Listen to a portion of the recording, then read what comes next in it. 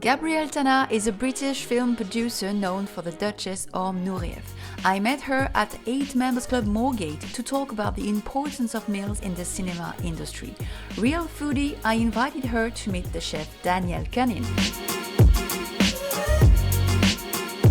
I really wanted to make Gabrielle discover this place because I learned your background and I think your food is amazing. Now we would like to have fish. The scrambled eggs were amazing. How will you cook fish for us? I think I will make something very simple, something that it brings memories from South America. I will make Seabass ceviche. The best ingredient will be there is the leche del tigre. I will infuse with beetroot, so we'll have a nice purple color there as a sauce. And we'll go with avocado. Every dish in South America must be avocado. Yeah. And a bit of the kata caviar and a bit of garnish with some seaweed salad. And it will be nice, simple, but I hope you enjoy it. I heard you were from Ecuador, hence I guess, and I understand more, the Latin American twist. Basically in Ecuador, there is two different regions, Coast and Sierra. So Sierra brings us a lot of braised meat, a lot of meat, pork and chicken, but the coast side is a lot of seafood. So it's amazing the combination. It brings all the memories and the passion, everything what's home in here, and infused with the European British cuisine, and be able to use the seasonal dishes, the seasonal things in here is something nice. Okay. Thanks a lot, Daniel. Now I'm so eager to eat this ceviche. Thank you. Thank you. Wanted to speak more precisely regarding your passion and persistence, because it's always important to encourage the dreamers. So you were a dancer until the age of 17. Why choosing cinema? Well, I always loved cinema. I always loved watching films. So that's sort of, that was a passion. Loved watching films. Initially thought I would direct films, but then started producing pretty early on. I read that your father and your grandfather were in the cinema industry. They were. So I grew up, that's part of why I did grow up in the business, Do you have memories? Meeting Fred Astair, especially since I danced since I was very, very little, was sort of an extraordinary thing. But that was a highlight that I remember for always, And I also read that you didn't study film. You are self-taught. What is the most precious thing you learned in your career?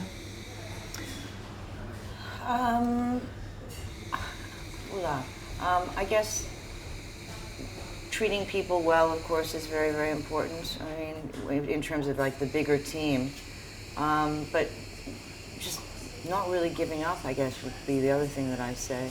And also great stories. I mean, for me, part of why I do what I do is because I think stories are important, and that's how it sort of starts for me, is I find something that I think is worth telling and then put together a great group of people to make that come into the world. What kind of stories are worth telling?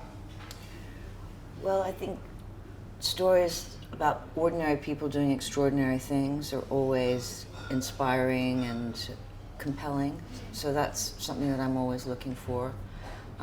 Things that hopefully are going to somehow make a kind of, I think, a positive difference. I think that's needed more and more now in the world. I don't really want to put negative stuff out there. I think we've got enough of that going on in everyday life. So, and it's also about working with people that I think are really talented and very, very good at doing that. So I like working with directors from different places, telling different stories. Just worked with a Brazilian director who came to England and told, a very, very English story, which is always interesting when you get a different perspective on a story from somebody who has a completely different culture. That's exactly what I think. Ordinary people doing extraordinary things. We really share the same vision. It's really stunning.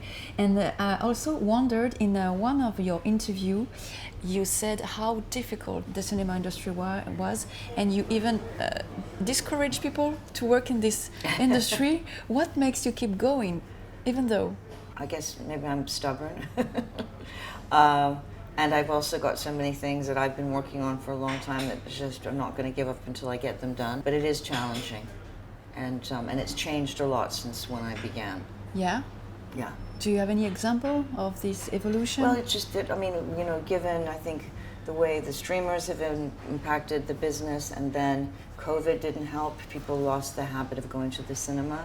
But I do feel like it's coming back, which is encouraging. So I'm feeling more encouraged than discouraged right now. When sometimes you are facing difficulties, you lack motivation, what do you do to find the motivation again to pursue a dream? I stop and meditate. Or maybe you eat? Or I'm eating, yeah. Thank you, Ivan. You're welcome. This Thanks. was my angel. Yes, I really wanted to make you discover this wine, Gabrielle, because it's another dreamer. Sacha Lishin in 2006 pioneered, he completely revolutionized the rosé, which was not a very good one at the time. And he turned and he created gourmet rosé wine. And this is a French vineyard set close to Saint-Tropez. So I really wanted to make you discover this wine, which is good. And Whispering Angel is really, really famous here, whether in the UK or in the US. Yes, yes. And it's a very, very appreciated wine for any kind of opportunity, whether a celebration, just having a glass of wine on a terrace.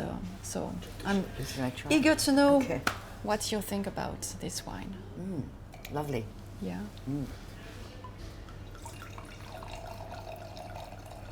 Thank you.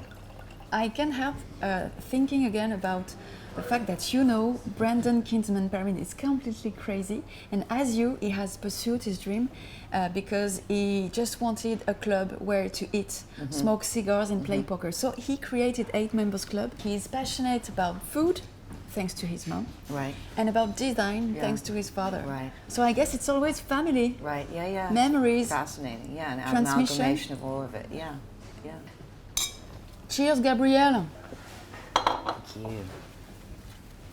So, Thank you, Ivan. you're welcome. Thank you. So we've got the tuna sashimi, we've got the yes. caviar, seaweed, and avocado. Yes. I do have as well leche de tigre. I will serve it to you. Leche de tigre. So once we know the story of the chef who is cooking, we clearly understand things. Now that we know that Daniel Cunin comes from Ecuador, Yes. it's quite obvious that we will have some Latin American twists and spices to make us travel. Oh, so beautiful. Yeah. So this is quite strong sauce, so we're gonna put it for you a little bit, and the rest I will leave you on the side if you will need more. Just let me know. Thank you. You're So welcome. beautiful. Good. Thank you. I love the way that the avocado is cut. Yeah. It's really, really, really lovely. You might need some bread as well, Thank you. so I just leave it for you in the middle.